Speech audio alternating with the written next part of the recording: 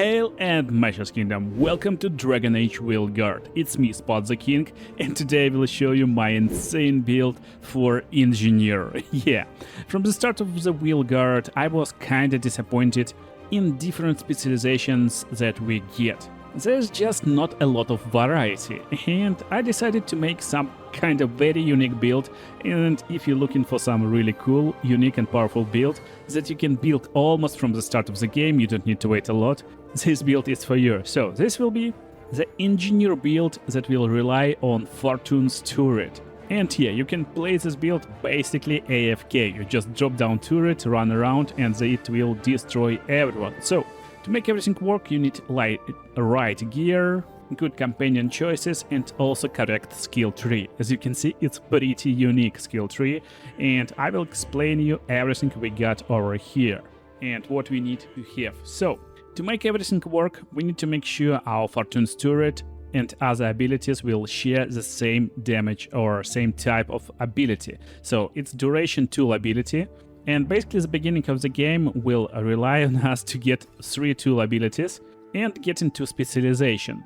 So specialization will be unlocked at level 20, and that's it. After you unlock your specialization, the build is kinda ready when you unlock and find item. And you don't need other continuations of this specialization, so we're not going into either of those that will be locked behind levels 30 and 40. We will unlock all other nodes. But we're starting with evasive maneuvers, the best skill in the game in my opinion. You will be able to double dodge and then follow up with attack, very powerful, and also gives you a nice ability to evade enemy attacks. And then basically we will go counterclockwise, getting all skills in this tree. This part over here, gain precision after successful defense, and Pilfer will be used and taken only after you unlock your turret. So Pilfer is great control tool ability, but you don't need it in early game. You can unlock it early, but whatever, just don't forget to get it. So we're starting out with Endure to lose less momentum when we are taking damage, getting Reign of Decay, the best ability for archers and maybe for every class, because it will stagger and stop enemies from moving, and you can completely freely deal damage to them. Great ability. Getting arrow gained after defeating enemy +2, and you can play with bow, with daggers in the early game, basically with any weapon you like. And just look over here and remember this part. So this part will give you ability to charge your bow additional time, so it will deal more damage, and you can get it in early game if you like charged bow attacks in weak spots. But other than that, all these parts will be used only after you reach level 20 again. So first of all, just go over here and get this more damage versus enemies who are close to you. It's pretty nice buff. Then getting damage versus armor +20%, and defeating enemy with takedown grants necrotic weapons and also will give you more stagger. And get arrow regeneration +20%. I like to use bow with this build, so it's pretty useful stuff. And then we get in bow damage +10, explosive trap, penetration +15%, and fun of arrows. Also we can get this affliction damage +10%, we can get more damage per maximum arrow count, and maximum arrows +2. But at this point of the game, we will be around level 10, maybe even lower if we already found some wolf status. So while you're waiting for your level 20 to unlock your Saboteur specialization, you can start getting some points in here. So what we get in here? We get in maximum momentum +50 with upgrade to duration abilities. Right now we're not having a lot of duration abilities besides static strikes, but duration ability is our main ability, and it's our cannon, our turret of course, so you can get it yearly if you wish to. Also we get in stagger from abilities with duration abilities upgrade that will increase effect of duration abilities. We get in more momentum generation from arrow hits with arrow generation +20% and reeling bolt. One of the abilities we will definitely use, and it's tool projectile ability. It requires no mana, it's got only cooldown, and all tool abilities got only cooldown. That's the cool part. It will deal high stagger, but most importantly it will slow down and stop enemies for a bit.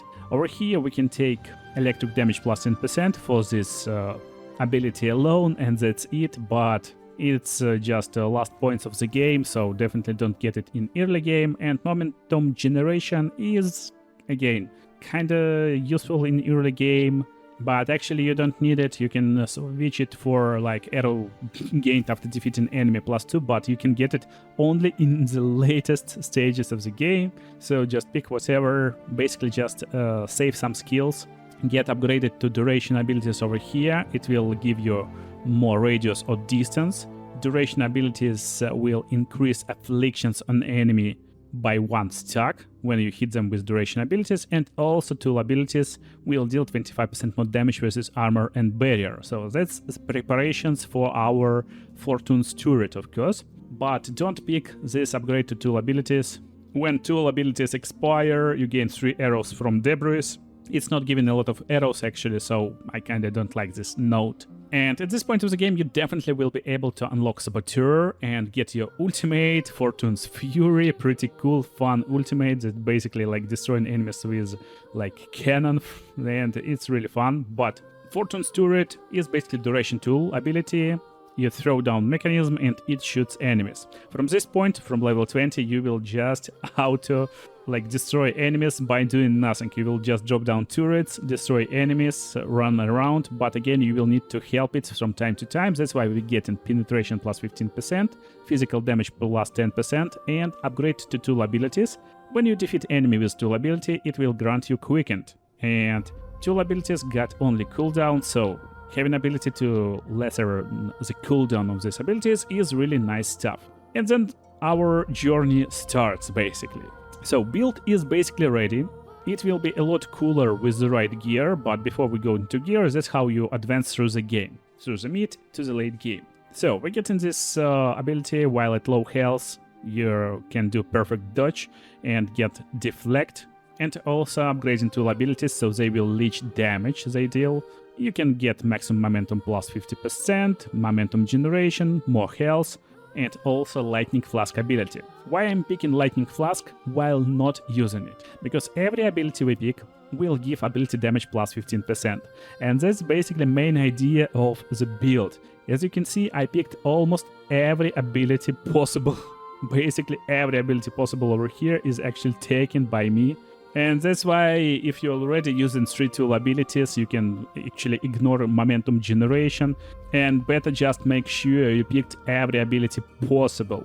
But basically you want to go counterclockwise as fast as possible. So again, just ignore some stuff like momentum and health at this point of the game and get yourself ability to inflict bleed and necrosis with charged light and heavy attacks when your momentum is 100 and higher, and it will be high almost whole game because you're not using it.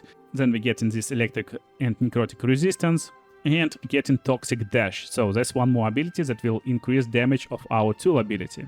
Over here we can get maximum necrosis stacks +1 or critical damage +10. We get in perfect defense grants necrotic weapons, we don't care. We can get more affliction damage, again we will inflict some afflictions. For example, Pilfer will inflict bleeding on hit, and we're increasing our necrotic damage, we're getting some stuff, but basically we're going to the next ability, Hurricane of Blades. That's the main idea. Sword Stagger plus 20% won't matter a lot, but again you can play as you wish, you can play with swords, but I like to play with bow with this build, mostly. And we're getting more penetration, getting decisive final, but again, who cares, we're getting light attack damage versus health, and basically skipping to our next skill, Explosive Daggers, that we will never use, and we're getting it only to increase ability damage. And again, we're getting all nodes over here. They're not giving us a lot of stuff, but this one will. Keeping ability of each damage type, increase ability damage by 25%. Excuse me, it won't give us anything. Yeah, basically we're skipping down to this lightning quiver for our last ability, getting more arrow generation and more weak point damage. If you wish, instead of going counterclockwise from here, you actually can start from the bottom right and go from here clockwise. Basically, again, there's a lot of useless nodes, so you don't care a lot, you just need all skills to make this skill our insane turret insanely powerful. So how to make it even more powerful and how we play basically with what gear, that's really important. Also there was like a lot of people who is curious how I got this armor. It's actually skin, so that's actual armor I'm using, but that's skin, and skin can be acquired In the Hall of Valor, you just need to upgrade this faction and buy it from trader. Level 4 shop will give you ability to get this awesome armor, probably best looking armor in the game, of course. So, also, how to farm items. Basically, every item will be available to you almost from the start of the game, but they will be without bonuses. So, how to get legendary light helmet like this? You need to find 4 copies of Karastes double head, and the best chances you will find to find any item you need is to farm and look for chests in the zones with respected faction. For example, this helmet is Shadow Dragon helmet. Look closely over here. And this means we need to go to Shadow Dragon territory, basically Dog Town, and look for chests, do some quests, and you will get this helmet more likely. It's also from random drops and stuff like that.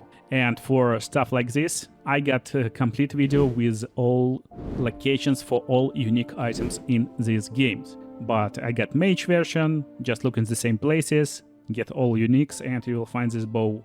And what is this bow actually? So, this is pretty cool bow. It got not very high damage, but it gives you a lot of extra arrows. It reduces your range damage actually, but will fire 3 arrows at the same time. This means it's actually increasing range damage by 50%. And while my main damage source is my turret, I'm using this bow just for like some light extra damage and using it with just added physical damage augmentation. For swords, while I'm not using them a lot, still they're giving us some bonuses. And I'm using penetration bonus as my go-to, so Storm Needle is a great example for sword. Again, it gives penetration on the first upgrade. And Cutthroat Sword will give me critical damage, precision on perfect dodge, and when you upgrade it to legendary tier, it will give penetration while precision is active. Precision will be active most of the time, but you can actually like switch to different like swords. For example, Golden Grassblade is nice for just flat defense. I think Cordova's Toothpick is pretty fun for more bleeding stacks. You can just stack bleed on enemies nearby and then run away, for example.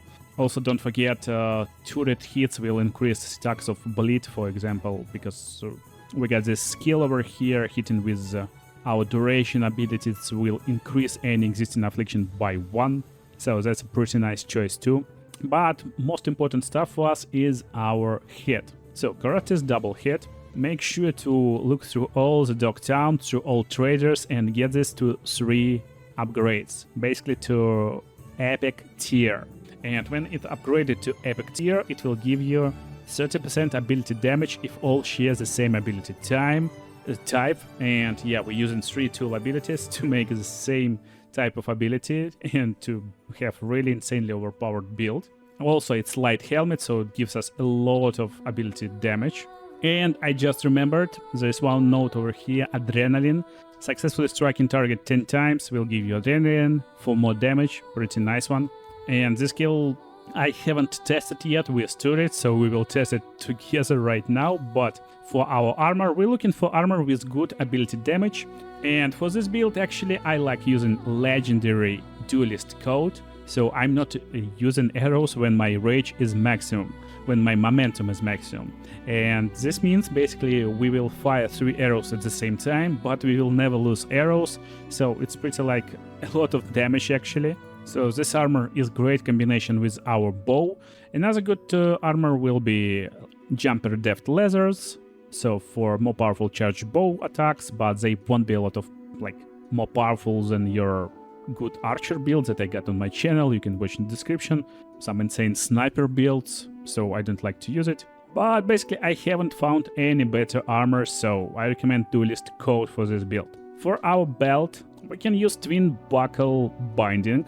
That will give us quickened on potion use, 10% ability damage and enhanced damage on potion use. Very nice belt. Another nice choice can be just basic Cross Bandolier that can apply bleeding to nearby enemies on potion use and 10% physical damage, but I don't like it a lot. For my amulet, I'm going with Allmother Scopes Epic Amulet that upgrades tool ability damage. And for ring combination, we're going with Bleeding Corvus for more physical damage and Essence Vortex, unique ring, very nice one, that will increase cost of our abilities. So they will finally cost some momentum, but 30% more ability damage. Now let's talk about augments. For my swords I'm using 20% damage at low health. For second sword I'm using 15% damage at high health. On helmet I'm using 10% ultimate generation. On armor it's 10% defense. On amulet it's 20% shocked damage, which actually can be swapped for bleed damage, especially with this build. And for rings it's tool ability damage and duration ability damage. And for runes I'm using escalate for ability damage, ascent 10% flat damage, and redouble 10% ability damage. For companions I would say, again, you can go for basic combination like mage and tank, so it can be Bilara and Davrin. For mage you can use Emric, you can use Nif for example. For tank you can use Tash. But if you wish to activate enhanced damage from the start of the fight reliably, you can actually use guys like Lucanus and Harding with this build, and you can use both of them in a party. They are like best damage dealers, and they will help deal a lot of damage with your turret. And last but not least, our ability enchantments. So yeah, you can augment your abilities, don't forget. And for our turret, I'm going with attack speed. It gives us best damage per second, of course. I tried to use in lessen cooldown, but honestly, it won't actually change a lot, especially considering how easy we can gain quickened. And that's basically the reason to just use attack speed. For Reeling Bolt, I'm using more radius. We wanted to shoot as many enemies as possible with this bolt, so they are disabled, and our arrows from Fortune turret, of course, can shoot a lot. And from Pilfer, I like to have my ultimate on hit. And that's how the fight will look like. You will need some momentum, so the easiest way how you can get it is actually activating Harding or Lucanus ability. So activate it and you should have some momentum, and you can instantly drop down the turret. Now look at the damage, and basically it will shoot for around 1k at the highest difficulty like that, and you can just run left and right like having fun and shooting down enemies a little bit. But coolest part of course will be when you finally will be able to gain some momentum. So yeah, best idea with this build is to actually gain some momentum. The easiest way is to activate your ultimate. And again, on hardest difficulty, enemies will most likely target you instead of your party members. That's why using tank or even double tank setup is best in this like build setup. So while, as you can see, Harding and Lucan is doing their best, it's not the optimal setup. Now let's just drop the turret, and the turret will start to fight. And that's basically again how we fight. We're just running around, awaiting enemy attacks, and that's it. So that's everything we need to do to destroy enemies. So what is the coolest part of maximum momentum? Again, you will be able to basically shoot as much arrows as possible. So let me change to normal party with Bilara and Darwin, the guys who are actually useful. And basically by starting fight with slow down time, we can easily start the fight by shooting any skill that will use no mana at all. And then we're shooting our awesome turret. And turret starts to work while we're doing basically normal attacks, but every attack shooting 3 arrows at once instead of just 1 arrow. So that's the greatest part of this like bow and armor combination. Basically we're shooting 3 arrows at the same time for pretty like insane and high DPS by using basically like 0 arrows. Darwin is very nice to activate the stone, so enemies will start to target him down instead of us. And with the turret and our bow, the overall DPS is actually like pretty insane. It's low numbers, but insane amount of attacks per each second. And that's on the hardest difficulty, but if you lower at least a little bit to adventurer, like medium 1, turret completely destroys everyone at this mode, at this like difficulty. You just put down everything and watch how turret destroys enemies while you just can run around, and that's it.